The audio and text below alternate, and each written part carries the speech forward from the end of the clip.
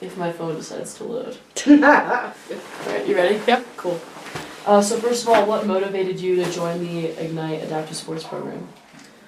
So, long story short is I kind of went through a depression phase and didn't really do anything for a very long time.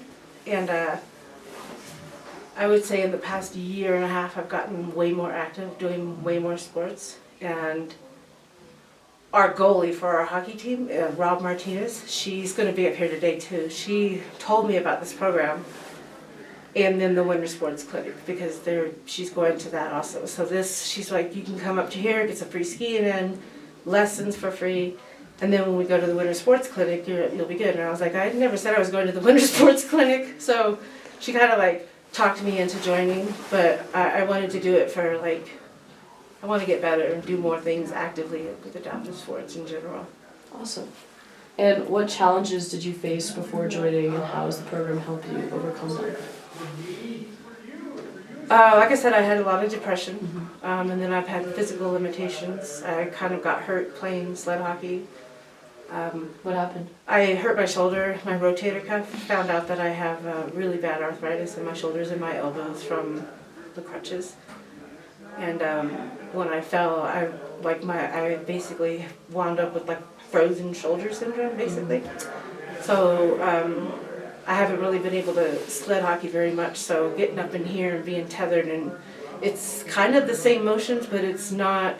You're just going down the hill. Yeah, so you while don't you're have to go yeah, you don't have to like do it. So it's challenging, but it's easier in a way. Yeah, that totally makes sense to me. Can you share a specific memorable moment that you've had here since you started at the program? I know you've only been here a couple times, but... Well, one thing that for me was memorable was the first time that I went off tether and I was able to fairly control myself.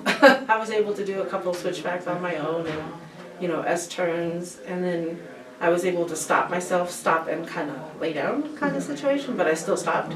So I felt pretty good about that. And then another instance was getting on the lift the first time. That's an interesting thing to do from a bucket, and you're like totally dependent on everybody else to get you up and pull you back into it. So it was a little scary. Just kind of that feeling of trust. Yes, and you have to put all your trust in them. Like the lift operators, your instructors, you just have to kind of put yourself into their hands.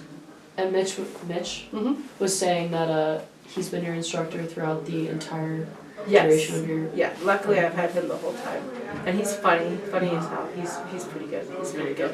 And he's good at noticing like things that I'm doing, and he's good at communicating, because sometimes like in a situation like this I'm okay with speaking, but like when I get overwhelmed my brain kind of freezes a little bit, and then I'm not hearing what people are saying to me the correct way, or I'll misinterpret what they're trying to tell me, so instructions get a little foggy. And he, I think, recognized that in me, and he kind of has adapted the way that he speaks with me on the mountain versus out here. And then